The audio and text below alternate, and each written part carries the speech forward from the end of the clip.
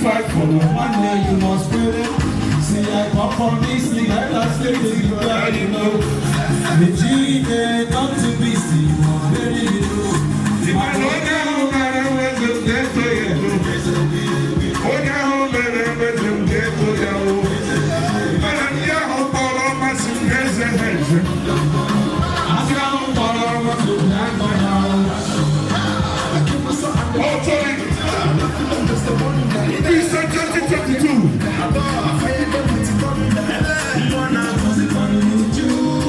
Oh, Tony.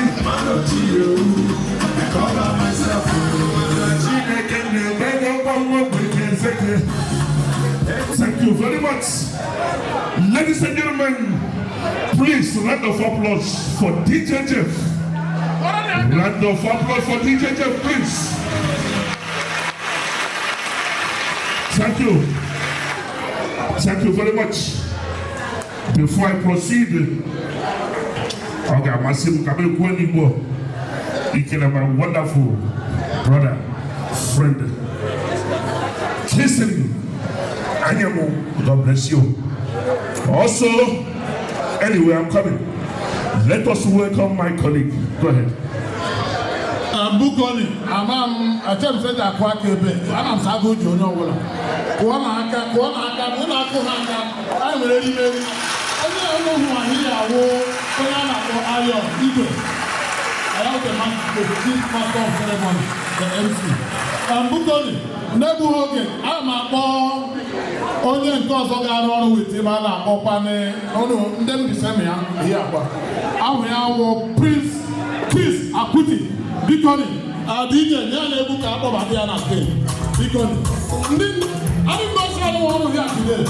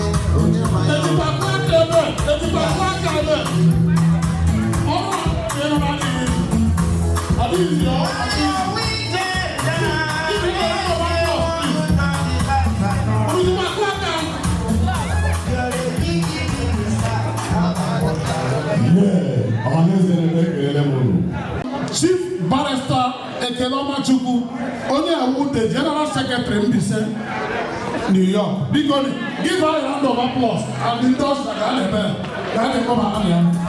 Because these are very good.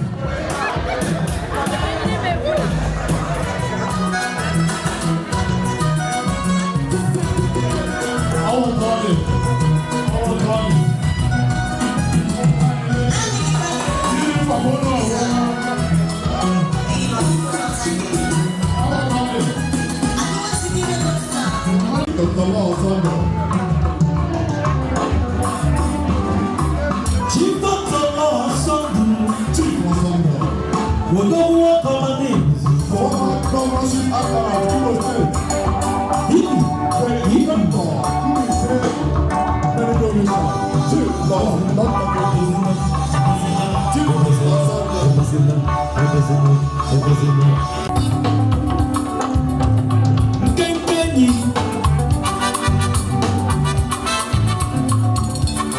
$1 billion for you. $1 billion. Okay. $1 billion. $1 billion. $1 billion. What's Mbaise? Okay. I am also. I beat you.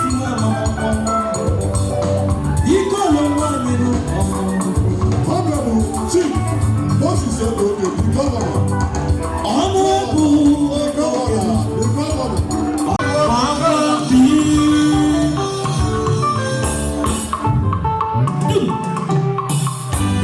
Adakuna line na chego. So,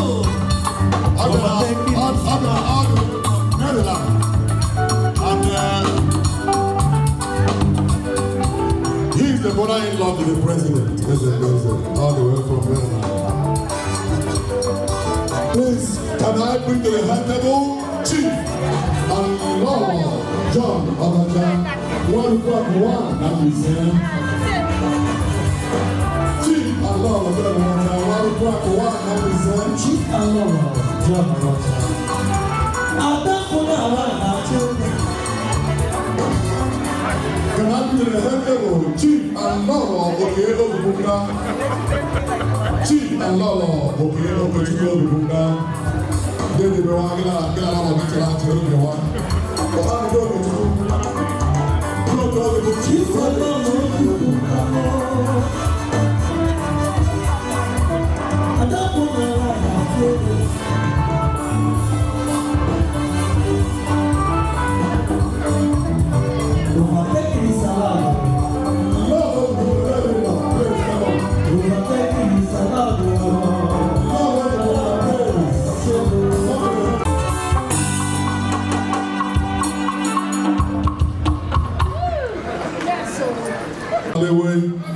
Is the Eze-led of overall Asian kingdom. Is the Eze-led of overall Asian kingdom. And he's the Eze and the second of the kingdom. He's my brother-in-law. His Royal Highness. Okay, say Keleleni. Gelameni, Ugezagi. Onogowa. Let's on there.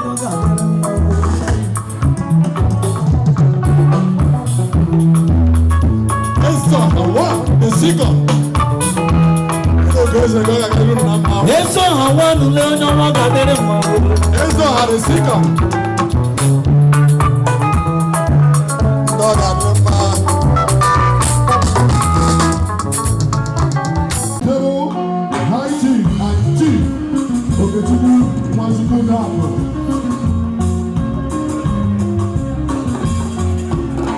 High chief and chief pastor Okechukwu. Naya Abu, please, nobody. Get our wine, get my man who got the head table. My boss. He is the Igbo face citizen in New York and the landlord of this facility. As the new chief, by Ewo Mas. Onu ne kusi na mada molotuku. Onu ne kusi na mada molotuku ne molo. Abu. Onye si na ya buchi. Odundi. Ya mekane kuduluchu. Ojaribo. Onye si na ya buchi. My own person. Oya mekane kuduluchu. Abu.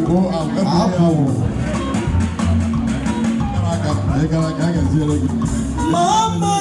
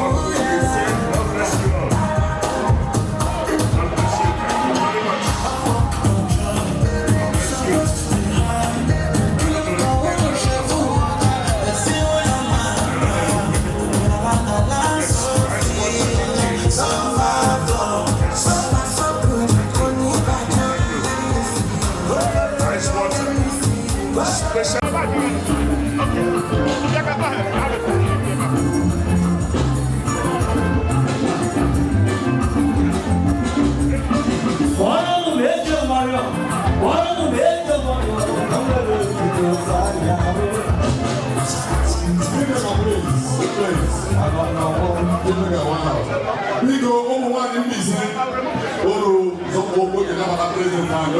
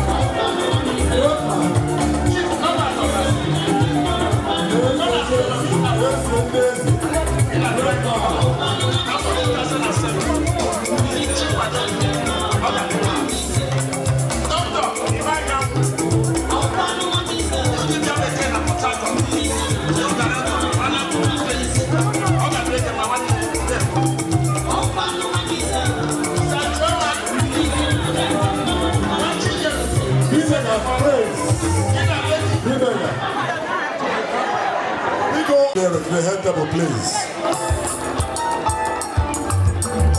Sir and Lady Ordinary. Sir and Lady Dr. Ordinary.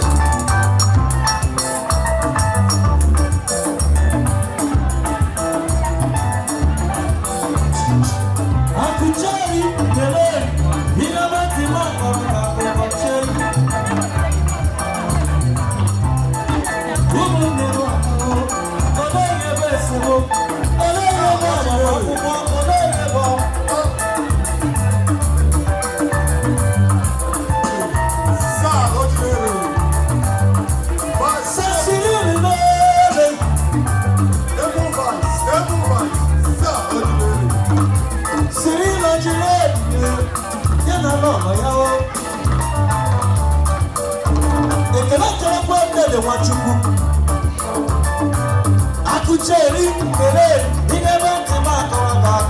Jay. Tikere.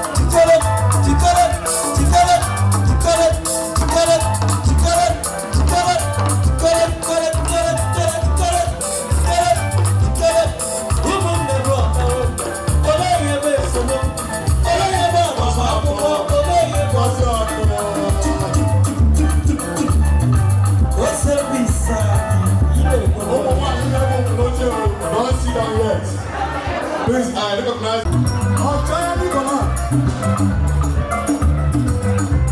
Oh, China, mama, say what will be one day, you know. I was not going. What does somebody want, mama? Say, today, all the time. Engineer, chief, four. People still not find you. Anywhere is the way to North Carolina. Everyone. Yes, yes, you are. Yes, searching them.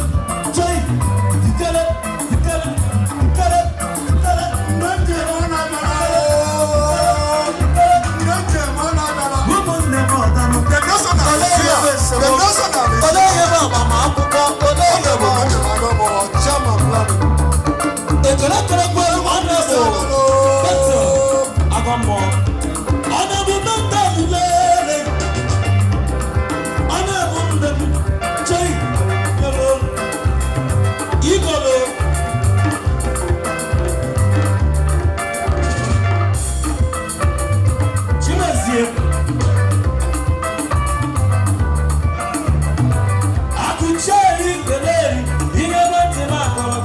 Eze-ndi-eze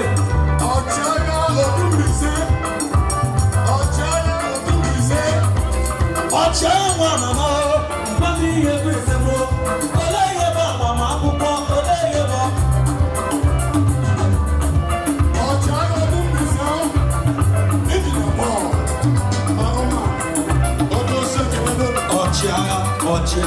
ọchịagha wele wele wele wele wele wele ọchịagha n'Igbo na onye na-amaghị ihe amaghị ndị mmadụ ga-agba ọkịka sọrọ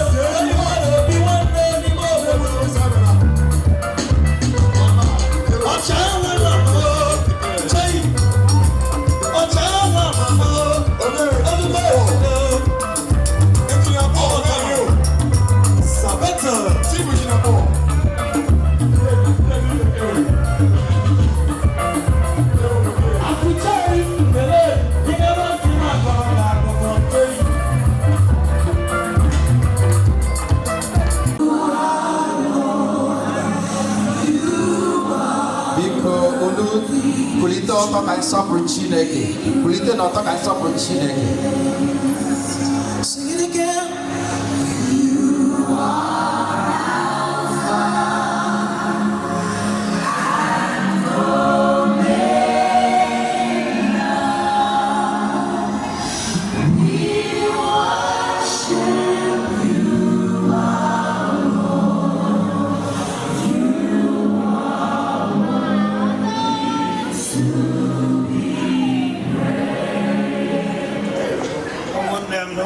say amen. Amen. Glory be to God for everything He has given to us in our various lives. He has taken us from nowhere to somewhere. We must continue to give praise to Him. We must thank Him for our daily bread. We must thank Him for our life. And we must continue to give praise in His holy name. And for all of you who are here present today, God bless you and your families. Those of you who have come from out of states, we thank God for joining Macy's. And for our organizers, including the executives, who have been working day and night, Father, we energize them so that they will be able to complete this work which we have given to them. We thank you all. We love you.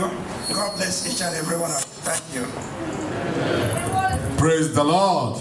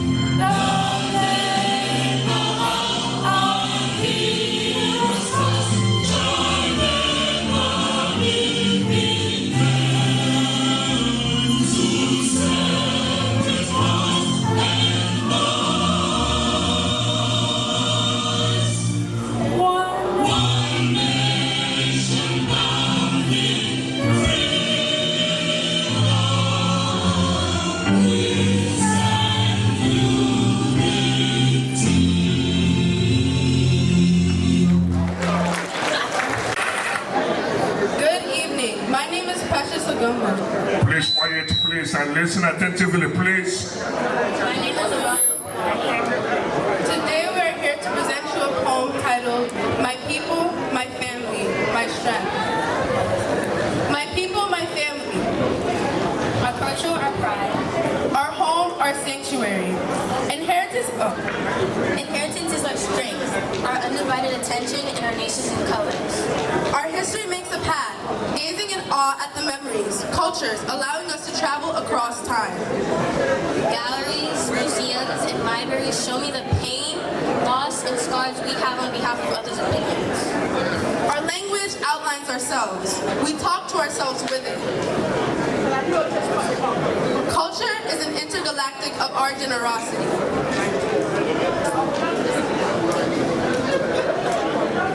We are united in trumpets and drums.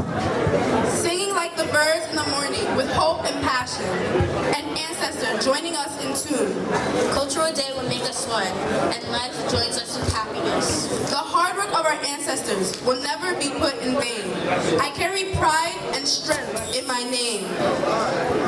My people, my family. Our culture, our pride. Our home, our sanctuary. Ekele m unu, Mbaise nwem, ekele m unu, nụrụnụ akụkọ ụwa.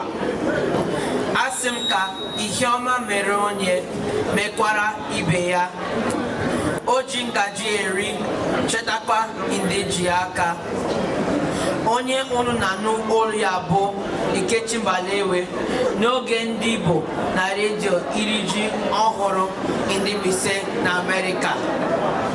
Etoola onye isi na-achịkọta ndị Mbaise na New York n'ihi mbọ ya niile ịhụ na iri ji ndị Mbaise nke afọ a gara nke ọma. N'okwu ya, otu onye amara aha ya n'ala Mbaise adọọla ụmụ amụrụ na Amerịka aka na ntị ka ha na-eso n'ịkwalite asụsụ na omenala Igbo ka ọ ghara ịbụ mgbe a ga-ajụ nwatakịrị Igbo ajụjụ ihe bụ ede ka ọ gara sị na ọ bụ Okoji. Abịa n'akụkọ ndọrọ ndọrọ ọchịchị, o doola ewu na ọkụkọ anya na irube isi nke a na-akpọ obedient n'asụsụ Bekee kama karịa ịchụ aja nzuzu ndị Nigeria. Audience, please. Go ahead. Ụfọdụ na-achụ ịtụnyere ndị nna na akụkọ bụ onye kwesịrịla ile awa nke a. Dịka anyị na-eri ji ọhụrụ taa, ọ ga-adị mma na onye ọbụla ga-ejisi ike hụ na ọ dịghị onye ga-atụ okwute maka na ọ hapụrụ iri ji n'obodo anyị kpara kitikiti bịawa ebe ọfesi iri ji. Ọ bụ otu ọha m n'ọnụ taa, ya dịrị nwoke ma dịrị nwanyị ma abalị chenu indewonu.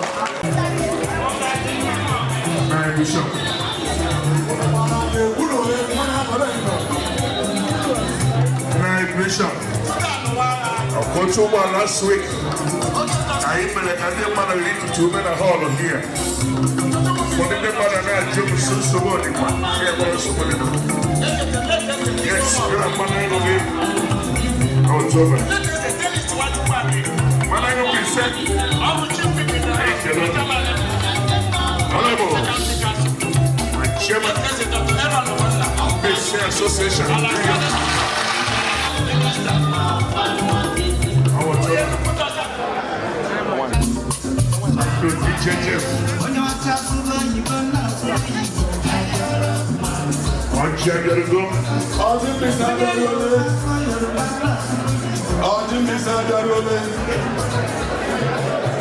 President Nze New York, and I'm Mbaise.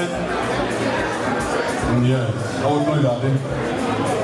Woman was the then I go on you. I go on you. President. Oh, cha Igbo keleni. Mbaise keleni. Ndị enwe mmadụ kelezi ụlọ. Ọjaba.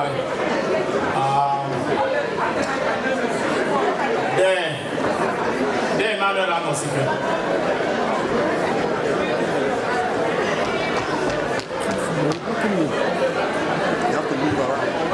Stop blocking me when you move.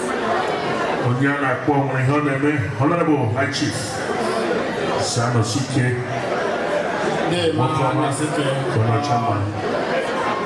Ojibia Nakani. So again when you Ojia Gamam Makamuna Yepa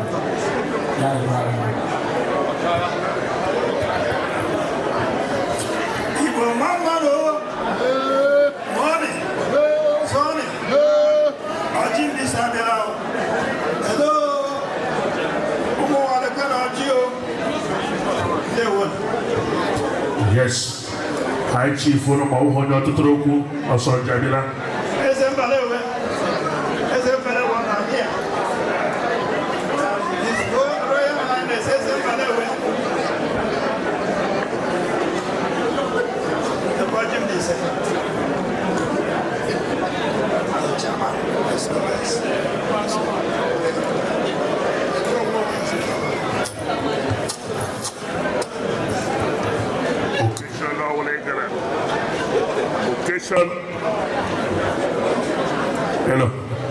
Occasional ignorant. Onyezi and already occasional be blessed. I can Onyezi. Cha Mbaise keleni. cha Igbo keleni. Cha Nigeria keleni. Ndị America hi.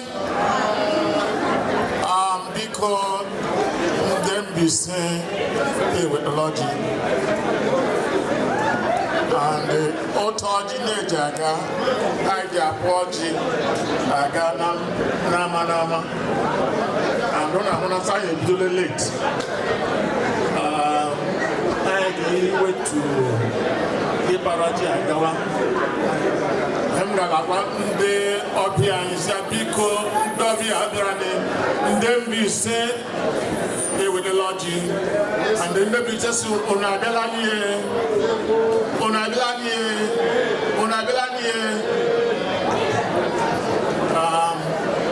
aga negozi ojia ka enwike ịkpawani mana akpọ ekekero si abiko ya lodging ampanaka consider anya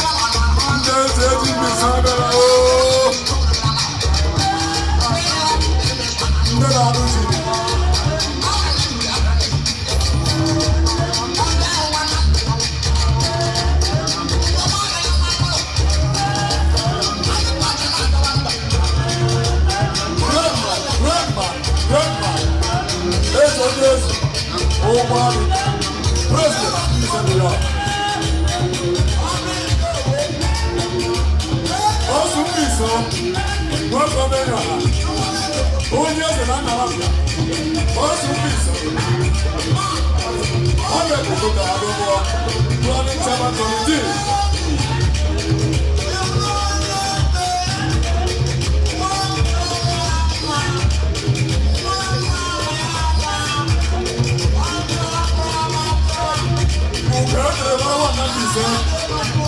Today,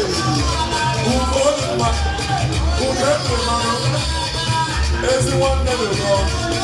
Everybody wrong. Who get the Father, Father, Father, Father, Father, Father, Father, Father.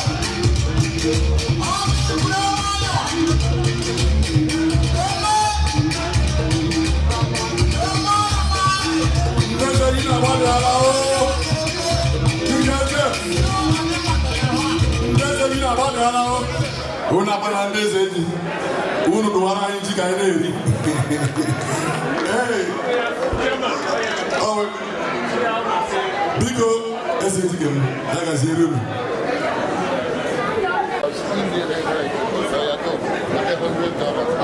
Because I will need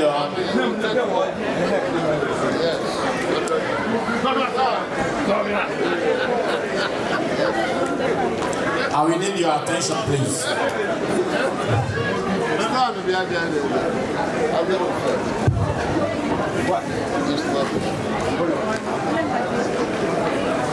Okay.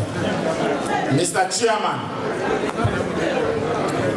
distinguished men and women of this high chair, ladies and gentlemen, standing on all protocols, I welcome you all to this August event of 2022 Yam Festival.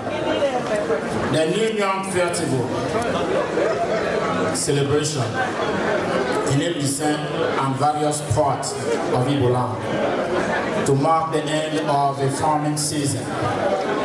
The field event is generally okay. As I was saying, this farm field event is generally held in early August, preferably August 15th. But diasporan, Boston and Hustle made it difficult to schedule the event in August. Today's celebration is as symbolic as it is our first outing since the COVID pandemic 2019 devastated the world. May I take this opportunity to appreciate our first responders, our men and women who risked their lives to save others, the healthcare workers, the teachers, the police officers, etc. On behalf of Mbaise Association of New York, we say thank you.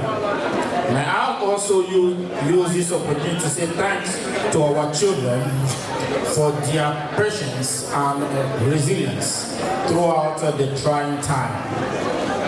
Mbaise Association of New York is one of the oldest community organizations in the tri-state area. Our unity and strength has enabled us to wade through the harshest storm. Our motto, Unyagara 1 year, is also our guide rod. Ladies and gentlemen, please permit me to welcome some very high powerful delegates from the Mbaise USA, led by indefatigable National President of Mbaise USA, High Chief SOS Echendu Ochiara, and the hard-working Vice President AZG Chief Alozie Agowa Odozi Obodo. I want to also recognize the presence of Chief Achon Balewe Eze-elect and his amiable wife, Lolo Lady Mary Balewe. Our numerous special guests who traveled from far and near to be with us tonight. I say, welcome. You're welcome. To all past presidents of our noble organization, we thank you very much for the work you've been doing, both in the open and behind the scene. Your continuous support will always be deeply appreciated. Our honorable board members,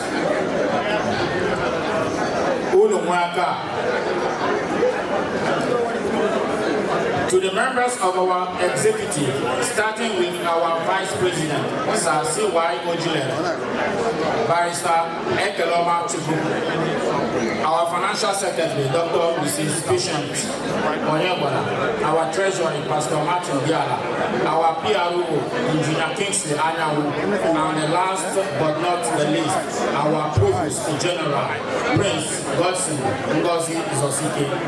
Mbaise Association of New York appreciate all of your selfless hard work, dedication, and commitment to this association.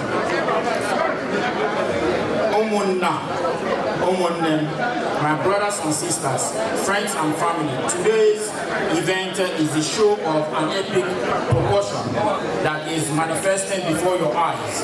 We are all here to collectively raise funds that is going to be a conduit towards a noble cause. Please be rest assured, my family and friends, that any financial contribution given to us tonight will be greatly appreciated and inevitably become a catalyst to achieving so many of our goals. Suffice it to say that our association is a duly registered 501c3 charity organization. All donation tonight will be tax deductible, so feel free to dip into your pockets. I want to thank the entire EMG committee led by Honorable Betos Agomo for an event well organized and his able Vice Lord Pauline Obuka. What a marvelous job you've done. Mbaise Association of New York. Let me hear you say, You have proven to many of us that we could not effectively do much without you. You are without a doubt our backbone. Thank you for packaging and putting us together. I reserve the best for last. As they say, behind every successful man, there is a good woman. Please join me and give a big rousing thanks. Join me and give a big rousing thanks to my better half and my queen, our association first lady, Lola Uloma Eze-ndi-eze Ugwuadi. In them, I sincerely thank you from the bottom of my heart for devoting your time and love for our family and Mbaise. Your husband Eze-ndi-eze and Mbaise Association of New York appreciate you and will always thank you and thank you, thank you. I thank all of you for coming here tonight. You will enjoy this evening. The National President in this association. He's the chairman of today's event. Do give us his opening remark. Chief, sir.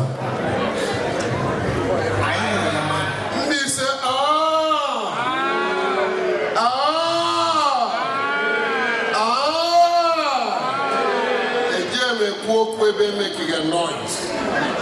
So when you're shouting, please give me that few seconds. Or those few seconds, I will appreciate you understanding. Because you're not here, yeah, you know, everybody who can stand, please stand up. If you can stand, please stand up. We came here, we were here sometime earlier this year. And today we went to Pennsylvania to condole with Dr. Enobe because the wife just died. And then we have another bereavement announcement from our chapter in Oganihu. So please, 1 minute. Oganihu, and then we have 3 in Oganihu and then 1 in Progressive. So please, 1 minute of silence in honor, recognition, and the sacrifices these our members made. Not through their fault. If it's money, they will be here. If it's beauty, they will be here. If it's connection, they will be here. But they are not here because at some time in our life, we have to answer that ultimate call. And it's a journey each of us must make. It's not a collective journey, it's an individual journey. So please bend down your heads for 1 second or 1 minute.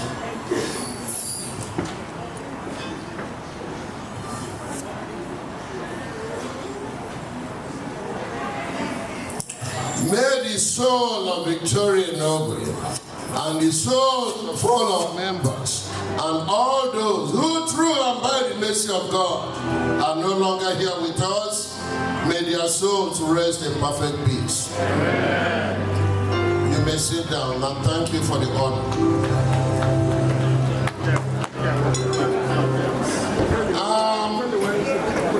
I don't have an opening speech, and the reason is because I've been here for work in Rigi, so I will recognize the president of New York, the Kingmaker, Greatman Ugwuadi, and all the members of the organizing committee led by the Honorable, the Emeritus Honorable Betos Agomo, who is a member of the Executive Council. And I have to recognize the able, hardest working Vice President, Eze-ndi-eze Ugwuadi.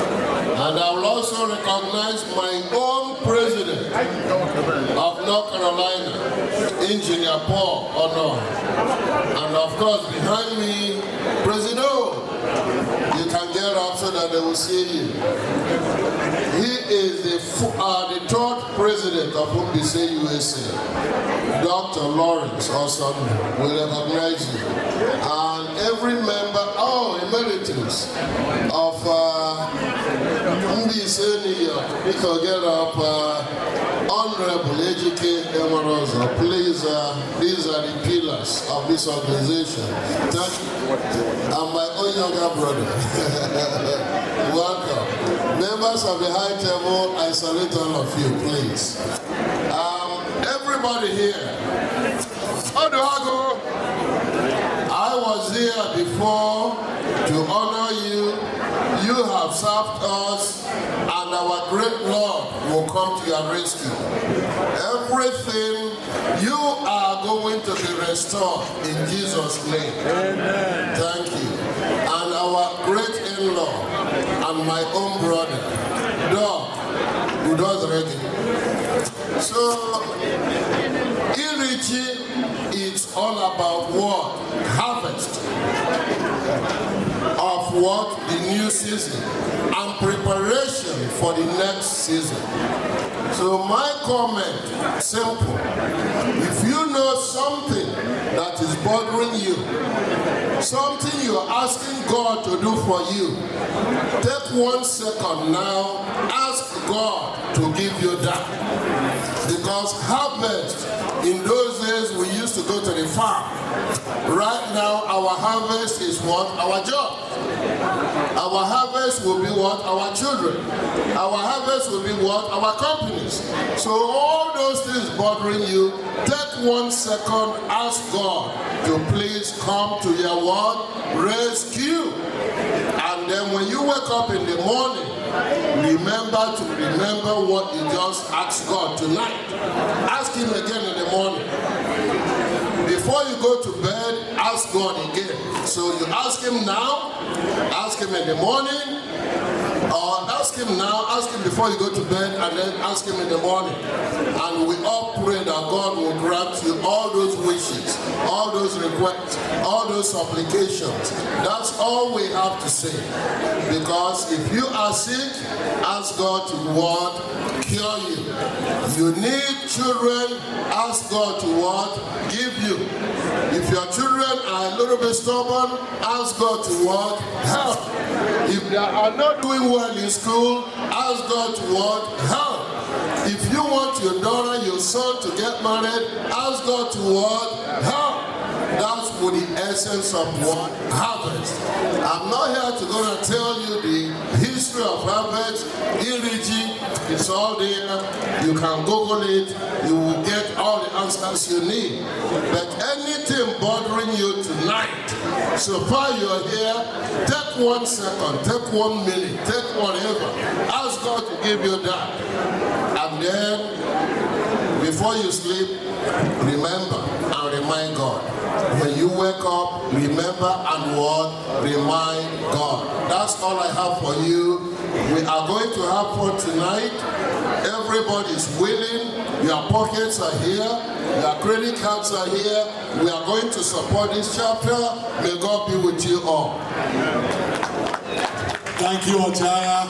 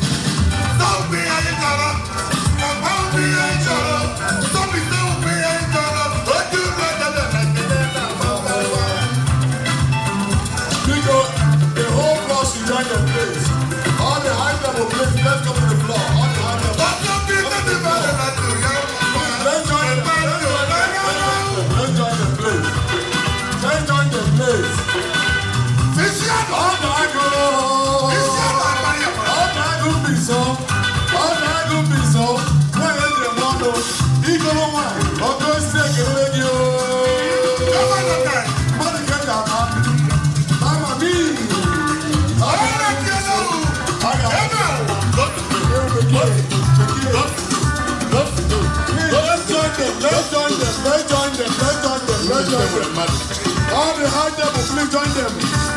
All the high devil, join them, please. Join them, please. Food club, join them. Let's join them, please. Let's join them, please. Let them go. Let them go.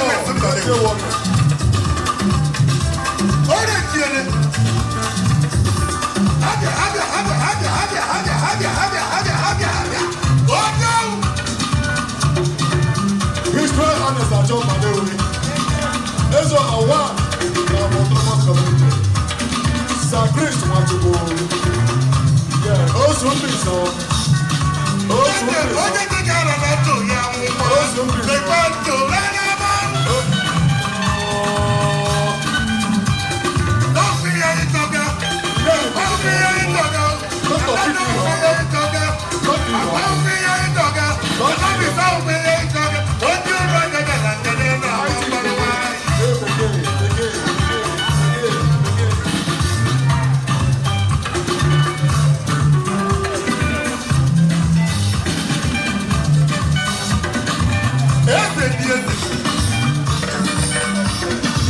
National President, the Trust State.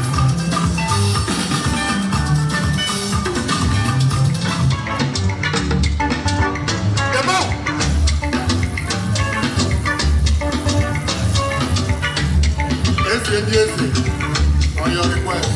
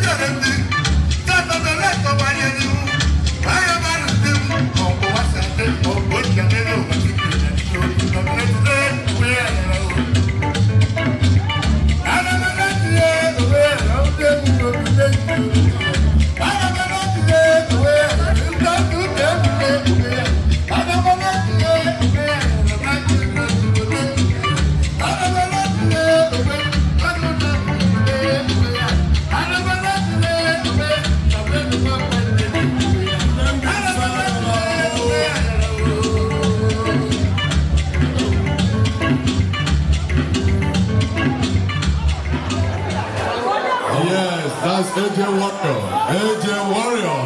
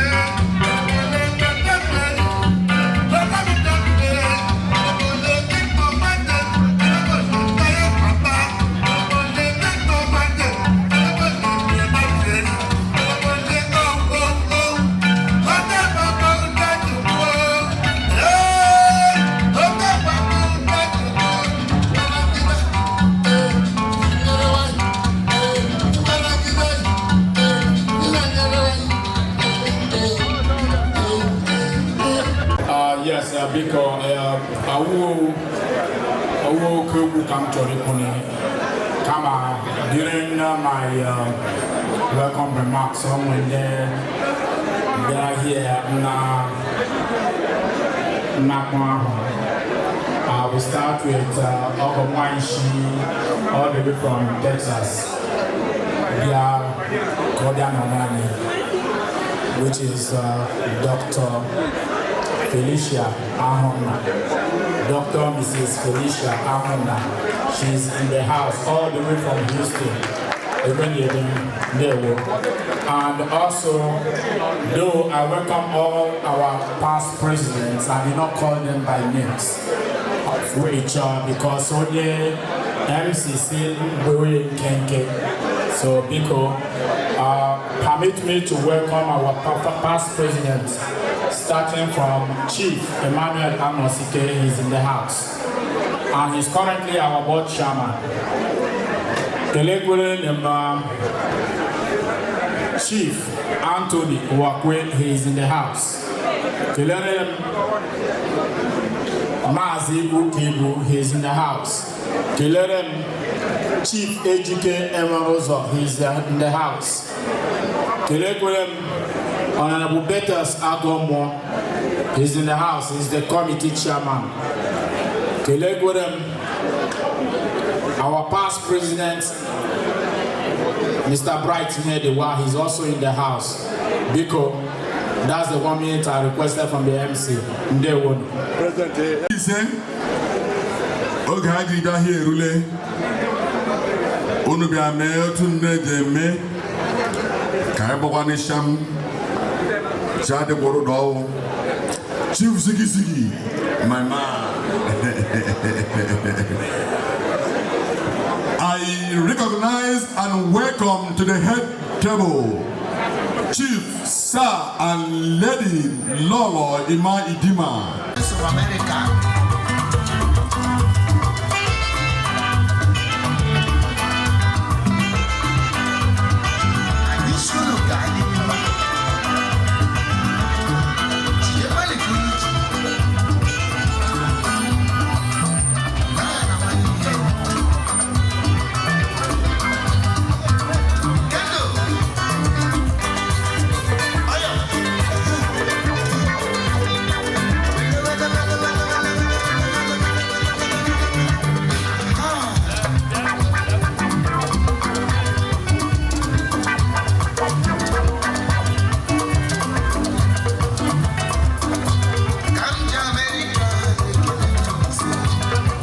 Association New York. Omunne Moduma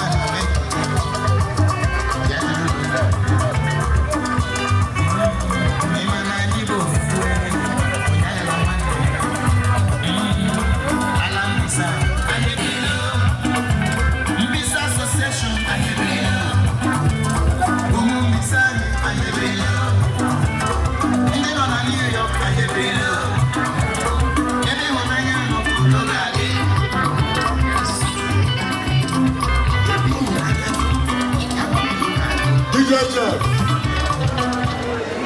V-Mega, please start getting ready. V-Mega, get ready. Big and then they said, no,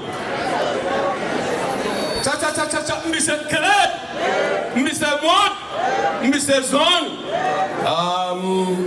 Rifopani, America High, and Ndimo State, Nanda Nambra, Mandabia State, I make a loan to Noshebia.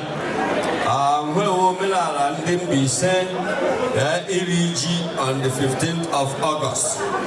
However, I wake Anita because them say Lolo Kaiga Weboga after can be said ERG. A lot of the ERG before now, but officially ka Mbaise New York in ERG. So there's AG but not here. Wo Deji Matthias Ozaro, SAG Alozia Goa, SAG Manuel Formado, and SAG Stanley Formado, Lamoao, SAG Chris Formado, Ihemba, Mbaise. Biko Umunem and my yondi Shoche from Ndeshineshi, he'll be a witness here, Otaisha Waji, Rogali Simon Yana Azon. So Ndeshineshi Biko Biani, Chairman, Inanga, I'm Sidi I'm a Fuke, Omenala, Gawali Betel. President Law Sondo, la Ejike Rosa, ono ke gaf de kwe. Eze elect, biko biawa, Chief Ogubunka, biko request out. Agu, my brother Chief Agu, can you please come and witness what we are doing? Okay, no, I'm Chief Mbaise Bia. Chief Tony Obokwe Ononga, because I am the chief relationship because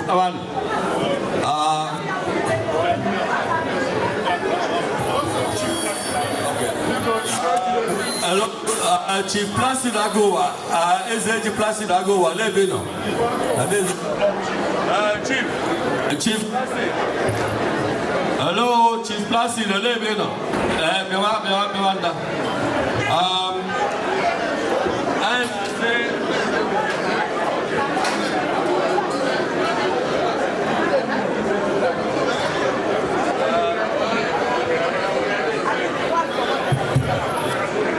Because when you turn up I say, okay,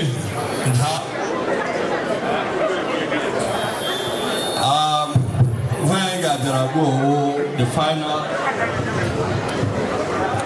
yeah, they come go so okay, he there all Ubeje and when I ERG Mbaise, actually I'm sending chiefs. Nandi Eshideshi, Nandi Zejibem, my as elect, on witness here, Taisha Waji. And as the Chineken Yako Jendem Bise, Manori, Manafo, Mananko, Maneke. Ajia Corolada, when did they say Chineke, Neka, Omo, Umuawu? A guy enough of Calibia, DAG, Lay Ukuliba, Meiji, Lenny G. or Mafala.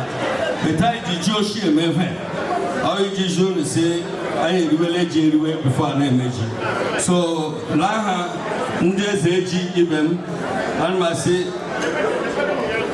Mbaise Wajibu. Laha Chineke Kirani. Eze Ozaro. Actually, because he should law. And my religion, actually, is a jago because so many are on the Zoom. I want a bit, and they don't know religion. I am on Zoom. Go and the witness here, such as giving them one word or two.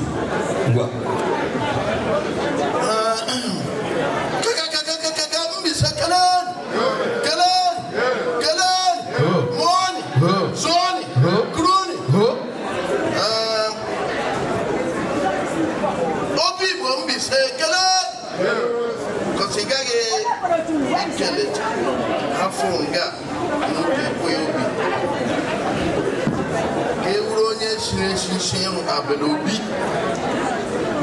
isi tablet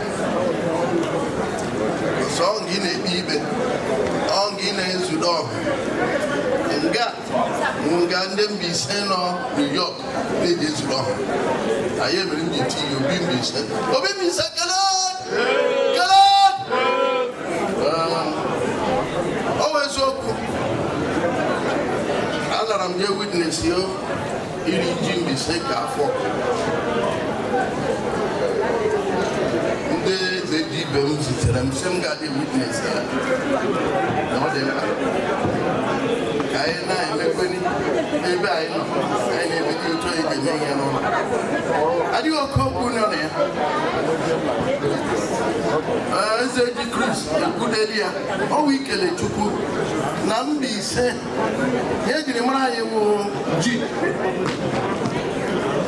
na anyị akọọla ji ka afọ ya erude nne anyị ga-azụ ụmụ anyị ga-emere ebe ọha si ihe ejiri mara Mbaise ọwụ iri ji ndị eze ji aha enwe isi ji a aha kọrọ ji akpọkọ ọha si ngwari ka anyị were nye ndị ọha sikwere ndị ọha si enwere kọlchọ na Mbaise ihe eji akpọkọwa ọha ana m ayọ ndị Mbaise nọ New York ndị na-eri ji Mbaise afọ na-abịa abịa okwara na mayor of New York ya bịa witness ya ọsọ unu na-akpọ Biden ọmaghị bịa ihe ya naanị ndị Mbaise ga bịa na bịa hụ kọjọ anyị owote ji mee n'ụlọ ụlọ ahụrụ onye ka ejighị anyị n'Imo steeti bịa ọ bịara abịa efie higharị ya ihe Mbaise mere ihe anyị rikwere ji anyị on the 15th o ruo the 16th due to logistics ụlọ ahụrụ ihe mere n'ụlọ ekpere ya tinye on the 16th ya bịakwa akepara m nọrọ nga ahụ ya bịa gụrụ ji n'ozugbo ndị chịga Imo steeti ha bịara on the 16th n'itu eziri ite Mbaise agara m aga agakwara m on the 15th Mbaise nọ n'ikpe ji so ihe m na-agụ ụlọ biko na ihe ewu kọlchọ anyị dọkwara ime kọlchọ ka eme ya esipali unu onwe ekpene ala bekee na anyị nọ ụnụ akpọrọ ndị anyị nọ ebekeghị ha bịa witness ọ marara ụnụ akpọrọ n'ọcha anyị na-eji kwuru ụbọchị aga abụọ biko ọnwụ ikele Chukwu si afọ ke ndị farmers ya bụ eze eji ma ndị ekele Chukwu Igbo eze eji anyị akọrọla gị anyị akọ ala afọ biko anyị na-ekele Chukwu maka ihe niile o meghere ndị Mbaise otu anyị dị ndụ taa asọ onye dị ndụ taa gbara mkpọrọ ozugbo anyị ka anyị nọ ga-ata anyị agbara mkpọrọ biko ka anyị kelee Chukwu ndị ewere.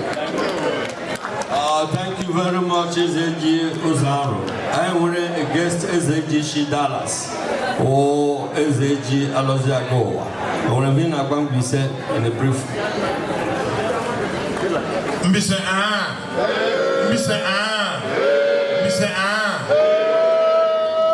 okwu kwadịghị na ụka mgbede ana m ekele ndị Ezeji niile n'ebe a na-asị otu anyị ji mgbakọ n'abalị a dị mma mana achọrọ m igwu unu si n'afọ niile ndị gara aga at least the last few years nsogbu a na-eji enwe maka iwe ehi a na-eri ji eme asị ndị ezurezu yigharị ya ma ndị eze yigharị ya. I work to change all of that. So I may incorporate as a global SAG society that you will hear more about. A very serious interface between Ndezi Nonolo and Ndezi Nona Obodo Igbo, so that I get Jaka in the Basara Iriji Hajie. Onye Ndezi mene invite on the 15th. Ukwane hi ahenjoko na ndị church kwuru sị a ga-eriji ya bịa. Ọwụkwa ndị politicians gị hajiri ihe. Achọrọ m kunu mee ka asị anyị nọ na akpụ alụ otu a ga-eji mee ndị aga ka ọma. So unu jide ka unu ji ndị New York Eze-ndi-eze iwu okike Betes agọ mmụọ gị na ndị otu unu anyị na-ekele unu ndị eze ji hiri unu acha n'ukwu. Aga m hand the microphone over to my big brother Eze Chris Ufomado. Gaa n'ihu ka anyị wajie ka ndị mmadụ rie ji ọkụ ya wụrụ mgbe ụwa wụrụ ụwa akwa ndị ụmụ anyị gara ihe anyị na-azụ ugbo but religion emenala anyị onye ọbụla ga-akpọchi otu otu. So anyị hazie ihe biko ndị wone alagịrịkwe agadịbe iwe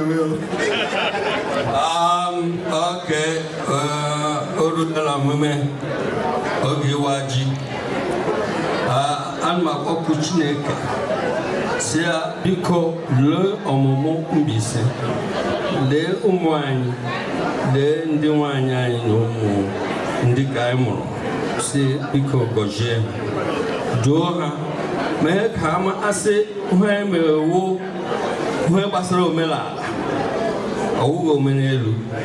Anyị na-asị Chineke gọzie anyị niile na anyị nọ nga, duo anyị nwayọ n'otu n'otu, dule anyị n'ụlọ anyị ma emechaa ịwa ji na ndị onye ọbụla riri ji a biko ya dịrị ahụ mma, ya mee ka ahụ ya dị mma, ka ọrịa niile nọ na Amerịka anyị achụfụla ya n'aha Jizọs Kraịst onye kere anyị. So ndị Mbaise ndị eze ji elect wajibu. So n'aha ndị Mbaise niile nọ nga na ndị chief, n'aha ndị niile nọ nga na ndị chief,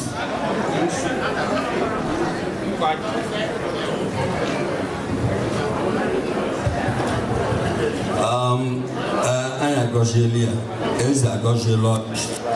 So I gave over to eze turn for me, protocols observed. I'm still not here, but agọziela m ya, you know. So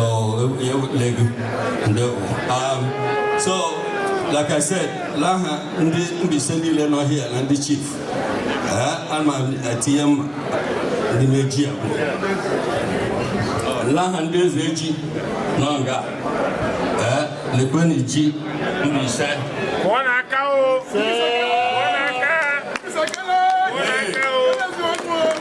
All right.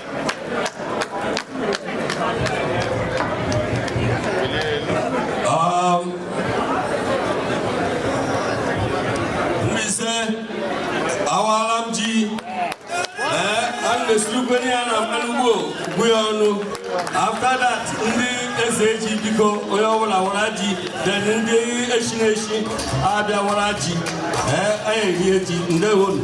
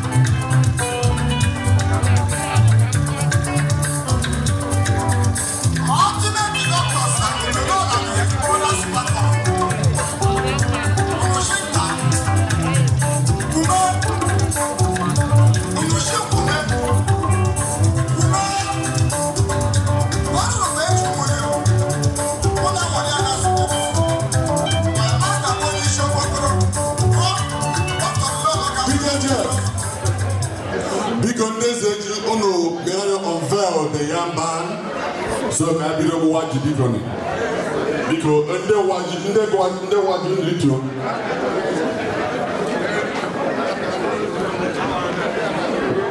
Diana, you we will want to watch. I don't go with that. How is it only the young man? Duru.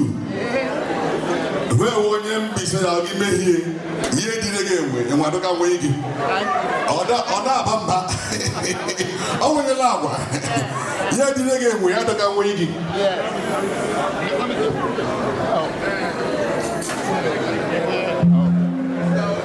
Because in the hour Ajibange ruling, Engineer Paul. Most of our watch here in our watch our engineer. Why do you want to couple of you engineer? Look out the auto. What the one pickle of a no cushion? Kind of what do me? Because oh no, the Maramana, I have Bujibo. Principal to play. I don't know I don't know people. I'm living in New York. When you want to neighbor, when you say,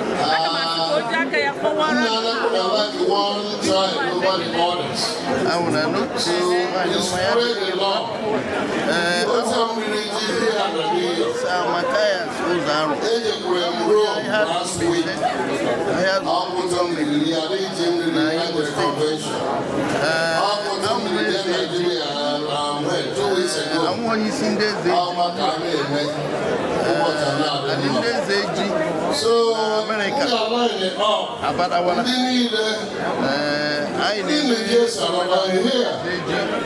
New York, maybe they are still on the road. America, before they come, I got my able vice president. All I hear up because I will make one man lion squad. Everyone will under his cheer in our own man, no one vice president,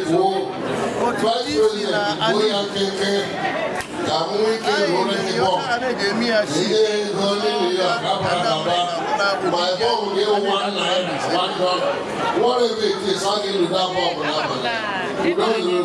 Hold on. hụrụ ebe a bụ ndị katara ahụ ka ekwere ihe unu na-eme iji makwa ka esi akụ ji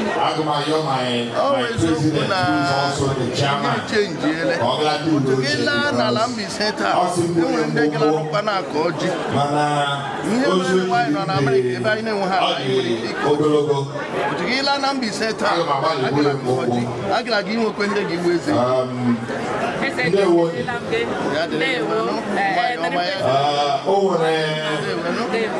a few weeks ago, and when the pleasure of meeting a musician and above level. I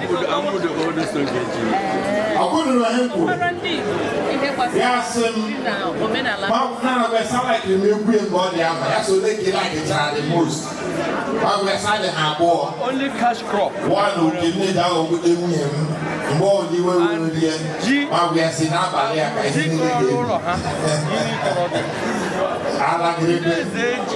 so what I'm going to the next music will they will sing in the convoy engine build level everybody is still open a choice. Yeah, so before my more than the Dallas in Buruku, our national president, Obia, Sagama Choka, and a lot of family in New York. Both my brother, the Attorney General, and the family, Chief Pasi Agowa, my uncle, Reverend Dr. Jude Agowa, and of course, my friends here. I couldn't be too many, so but I will just say the tales now Eze-ndi-eze standing out. So more than Dallas out of my dear, hence no okay. I got my back out there. Talk about who no say Abraham somebody I go aji oto de ma. Honorable Ray Onyekwere symbol aji with $100. The president of Mbaise Community Association of Dallas, Mr. Festus Okeke, also good aji with United Association of Dallas, Honorable Godi Odemene, $100. He good aji. Dr. and Mrs. Peter Wogu, $100. Chief Dr. Chief Dr. Kelechieke, $100.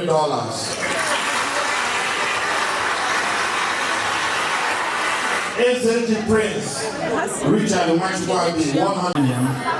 Anna Meji, $500. President, $500. Name Gio, name Gio.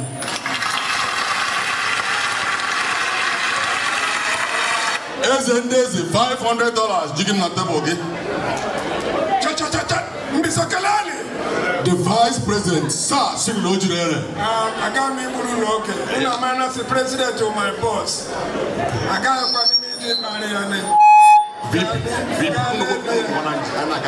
so now I okay. I'm at $500 today. Ooh! VP $500. So let one again. I want to do the PG. Yes, engineer.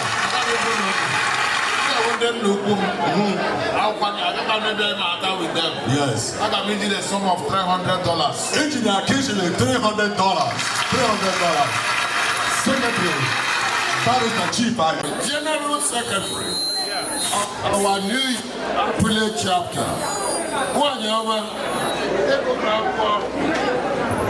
You are our it's the trust him recognize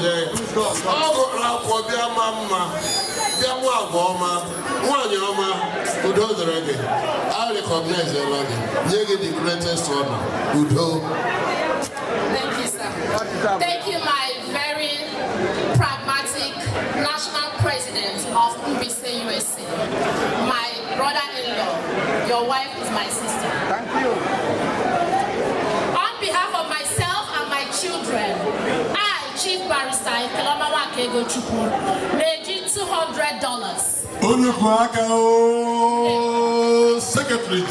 Secretary General.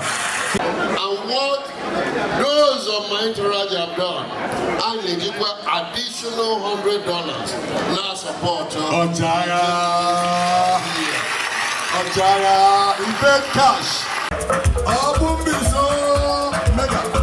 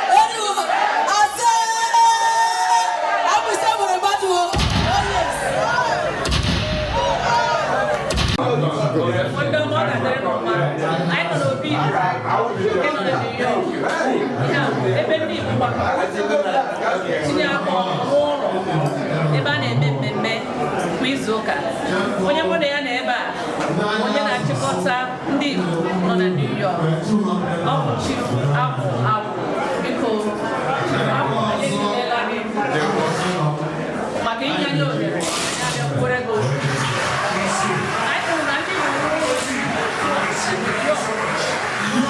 nwere ike kọwara ndị Igbo ihe uche eme ụlọ nnukwu a na-akpọ Obi-Igbo nke nọ na New York. Omenala Igbo Obi bụ ebe dike onye eze na-anabata ndị ọbịa ya na ndị Igbo gbakọrọ na New York ha hụrụ na ọ dị mkpa ịnwe Obi Igbo ebe a ga-anọ na-anabata ndị ọbịa ọbụla bịara na New York so ya bụ ihe Obi Igbo ya e mere ya ka ọ bụrụ ebe onye Igbo ọbụla nwere ihe ọ na-eme ọ ga-apụta ịba mee ya mgbe ọbụla onye ọbụla chọrọ ọbịa n'Obi Igbo emeghere Obi Igbo ụkwanụ nwa afọ Igbo ọbụla rutere na New York ọbịa mmadụ Igbo Obi Igbo a na-agba gbakọ ebe ụbọchị ọkọ mgbe nwa amadị nna Igbo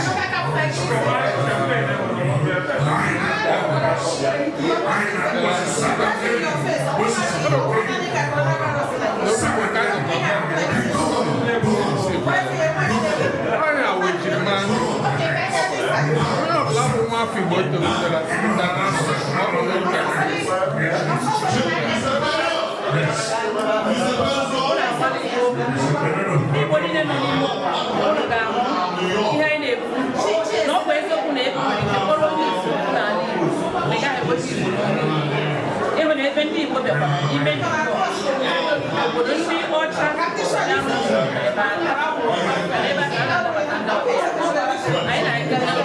na-agwa ndị Igbo niile ndị nọ na ndị unu jichi ike ihe ndị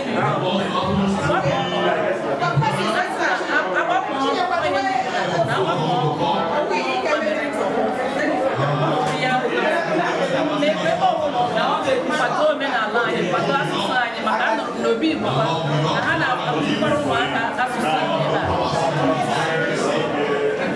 ihe ọzọ chọrọ ịjụ gị onye isi ndị Igbo ndụmọdụ iji ndị isi ndị nke ọzọ n'obodo dị iche iche na mpaghara ụwa ka ọ dị ya ka ha ga-esi chịkọta ndị Igbo ka ha mmadụ niile ihe pụtara anya a na-ama imere ebe a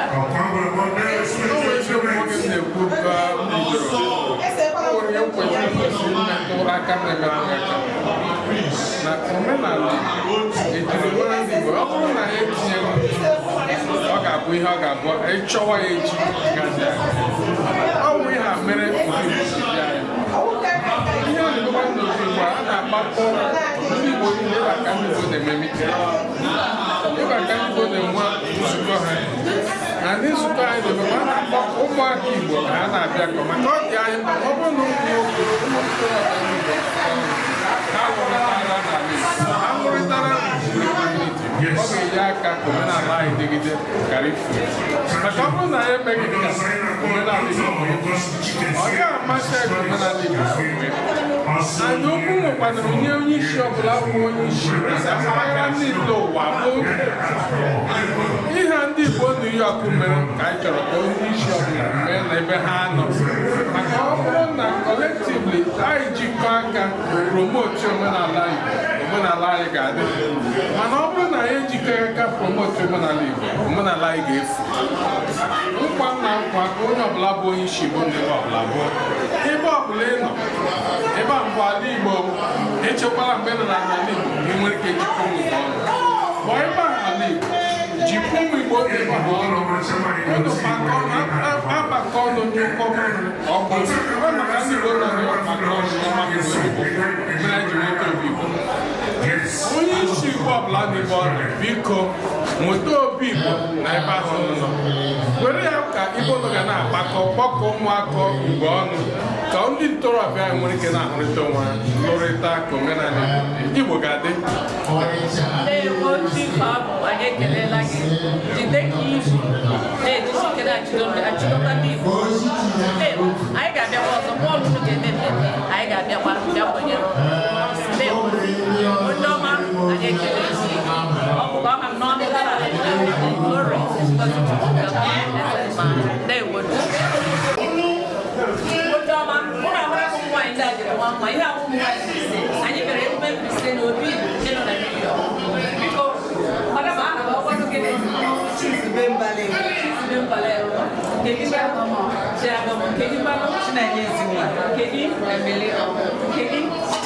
mmanụ anụ Mbaise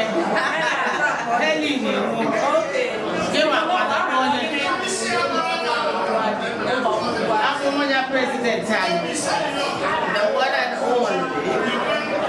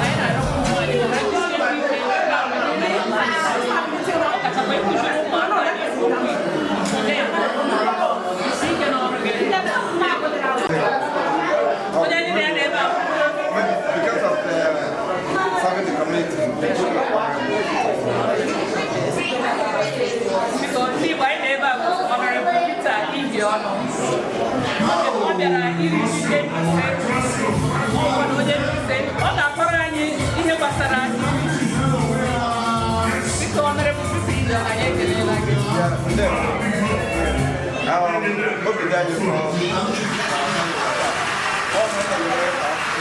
kemgbe anyị ji omenala anyị na-eji eme anyị ji agbakọ onye ebe iji nyere obodo aka eji ihe niile n'ụwa taa mana ji ihe ya mere anyị ji ofufu mana omenala anyị agaghị aha anyị ọha ji ama m na a na-ekwu ihe gbasara iri ji mana na Mbaise ka na-akpụkwa ji maka ihe anyị na-alụ n'ala Igbo mana ndị Igbo na-eche ka eburu ji na akpụkwa Awụsa butere ndị Igbo ndị Mbaise ha na-akpụkwa ji ya akpụ ka ha na-ewere ji ya aga akpụkwa Awụsa gabute ji ya a na-awata ji awara ji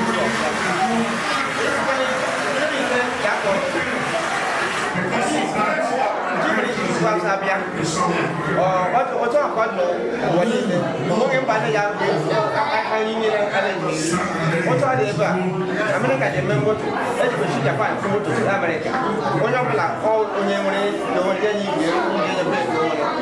Ji bi se ja ko ji. Ai mo jo. Ji ko. O ba. Jaba. What you do you ji chai ko. Sugar sabia akai mo ji gwa yo ko ji mala o ji sauji ji sugar sabia ni na to wa ekele na mo ni Mbaise maka omenala gbasara iri ji maka ndị Igbo mana ji wetara ya ahụ ejobu na ana abịa onye bi obodo ọ sị na ana ya na-apụtara ji ihe chọrọ ụsamụta na ya chọrọ ihe mana ihe unu na-eme jọsiri na nri na-adị ya na ya gaghị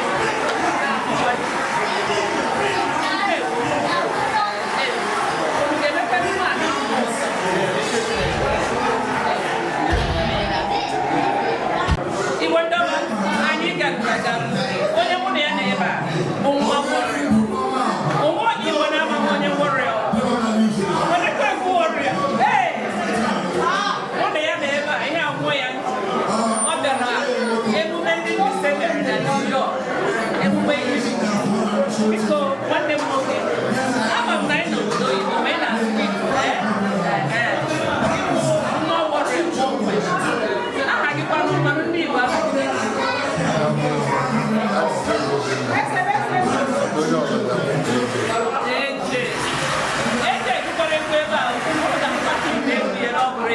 ihe a nke a siri na omenala Igbo anaghị ahụ na Warrior uche egwu werekwa ihe a sị na onye nna ya na-egbu agụ na onye nna ya na-agụkwa egwu na-agụ egwu onye mere nwa Warrior ji na-asị biko mmasị m nwoke amanụ ndị Igbo amanụ ihe gbasara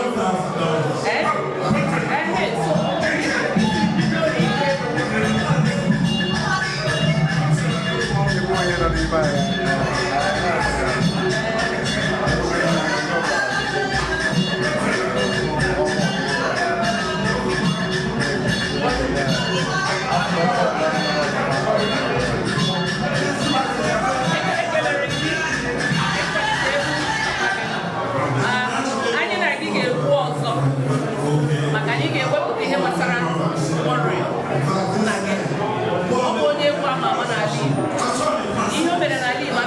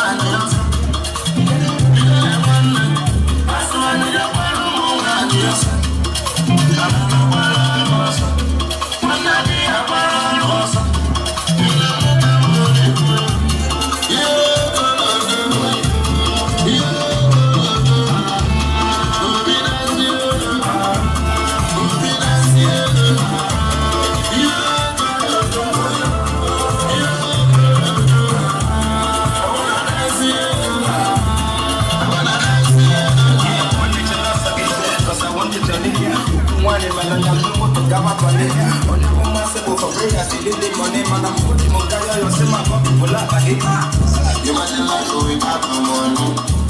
You go suffer, tire. Imagine life without clothes. Sometimes you gotta be.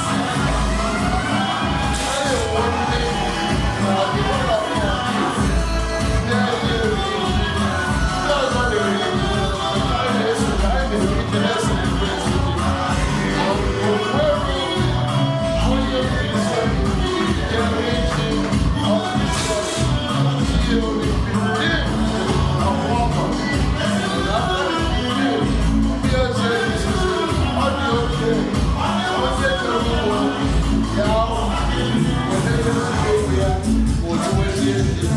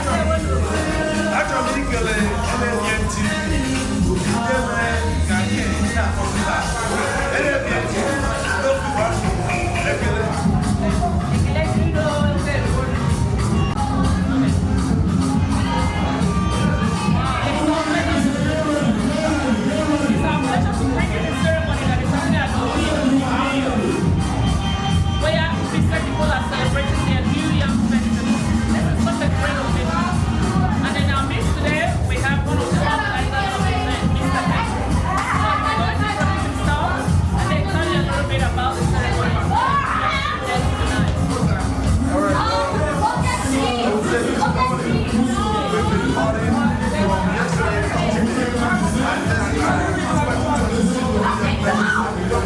Mbaise Association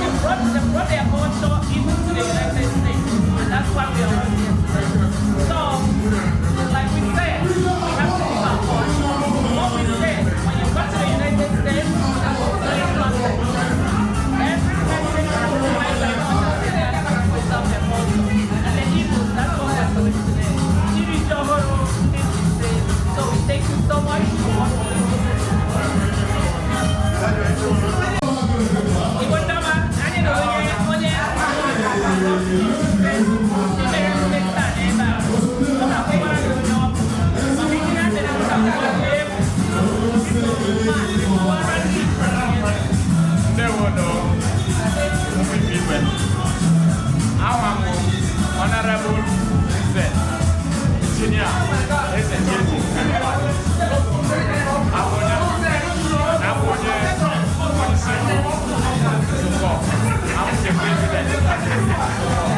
So,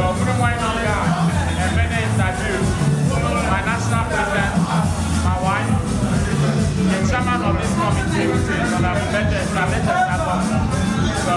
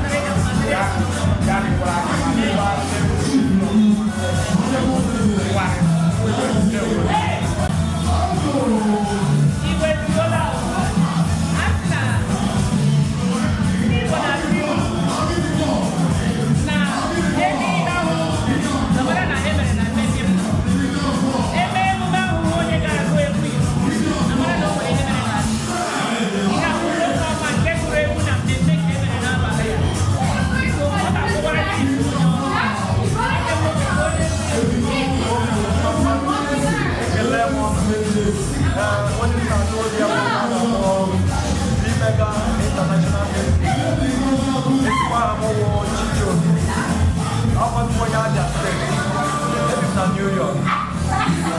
Here was 100 pieces of why am I take a photo and Nigeria. Then I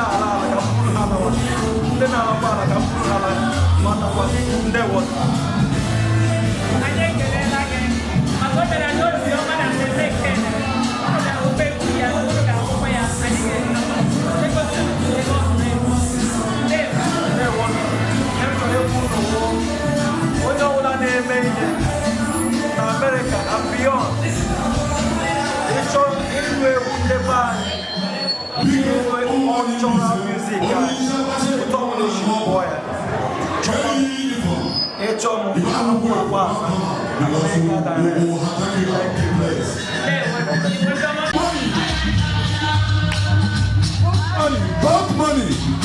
About money. I don't want to say about money. About money.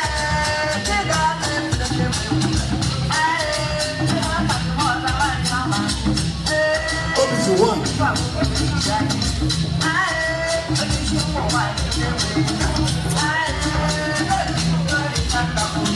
The Vice President, Sir Senator, we are looking up to you.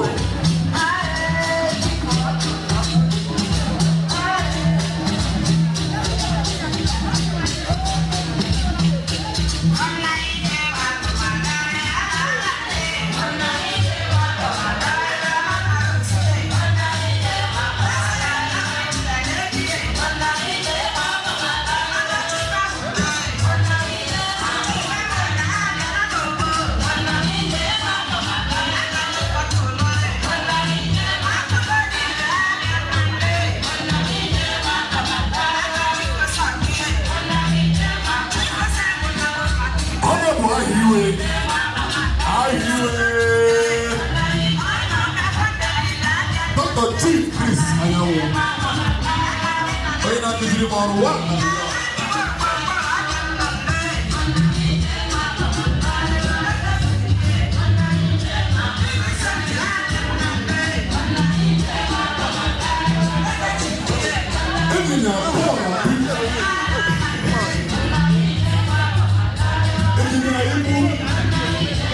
On the floor. Please the father.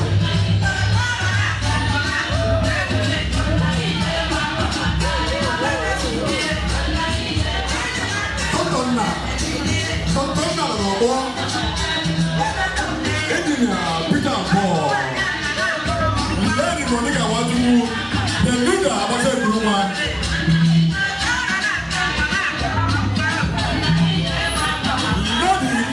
Funny. Maybe you go about money. Oh, Honorable more. Sir Chris Upomado. Honorable more. Chairman Planning Committee. Honorable Anthony Obasi, President of the Housing Committee. Engineer Paul Honoha. Honorable Sir Agotineme. Okay, so what?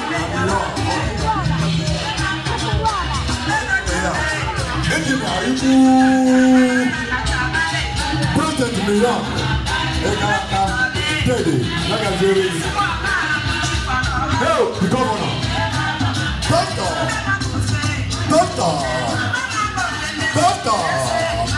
President Emeritus, Mbaise Association.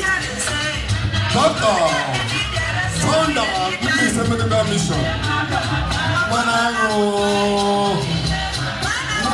Mission.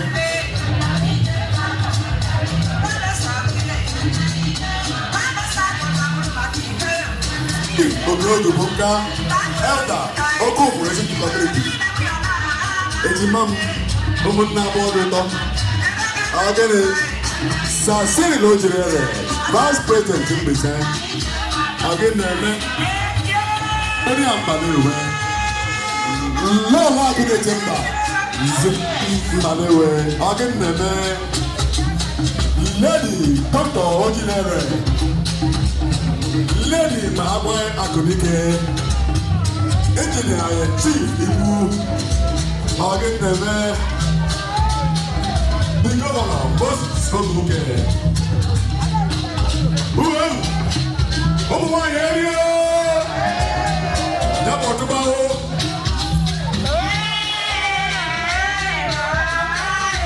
Honorable Hassan. Sir Augustine, Honor Major of 1 Music.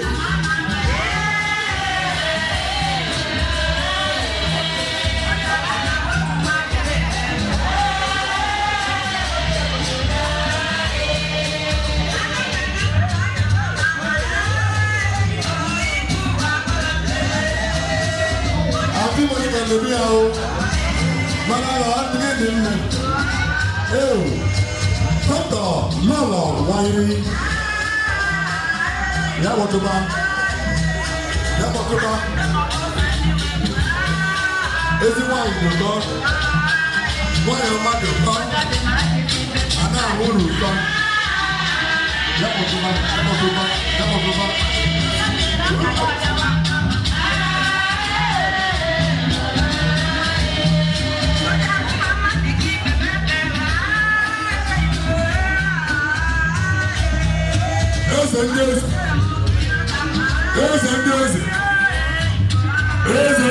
the royal, Ugeze, Mary Barowe, Ugeze of our time, Ugeze Kenele Ugeze. You are doing well, keep it up, we love you. Engineer Amarachi Bawo.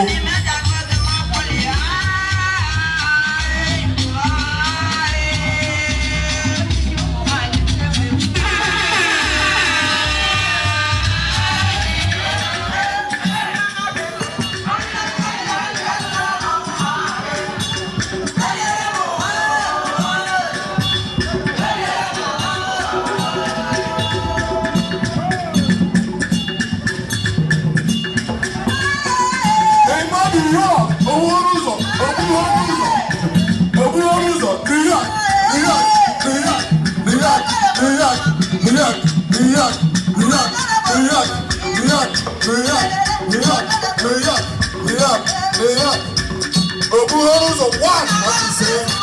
Everybody brings Emmanuel. Obuhoruzo, Oyo Major. Obuhoruzo, Oyo Major. New York.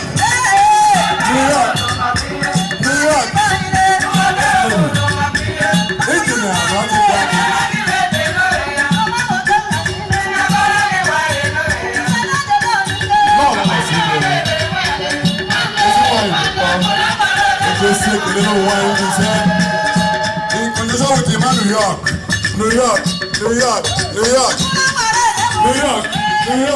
New York.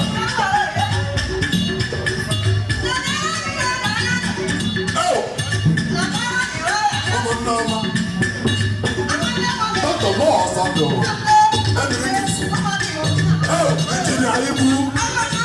Engineer Tutu. Are you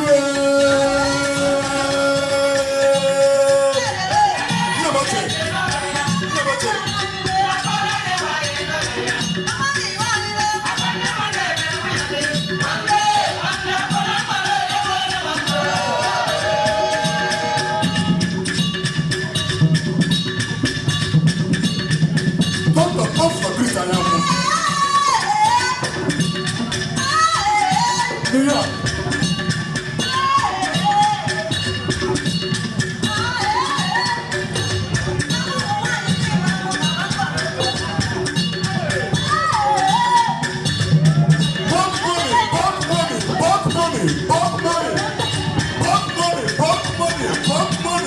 Money, not be said.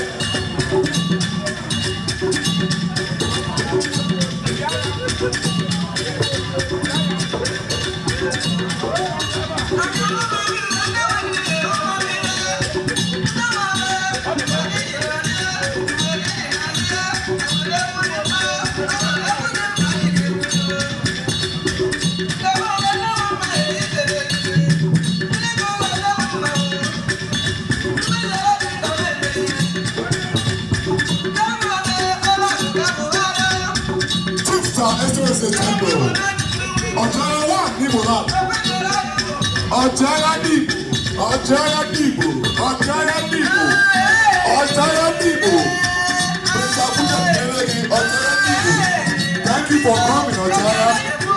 We appreciate you. You have proven yourself that you are your sons in New York. Ojaya Nibo.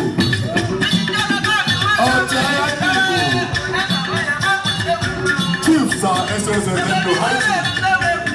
Ojaya Nibo. Thank you for coming, Ojaya. My boss. The man I will always want to work with. That is him. You call him Mbaise Eze, just on it, from Lagos.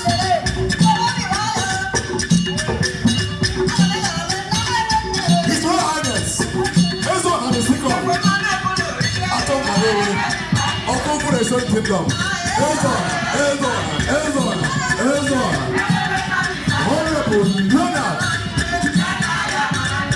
Honorable Leonard.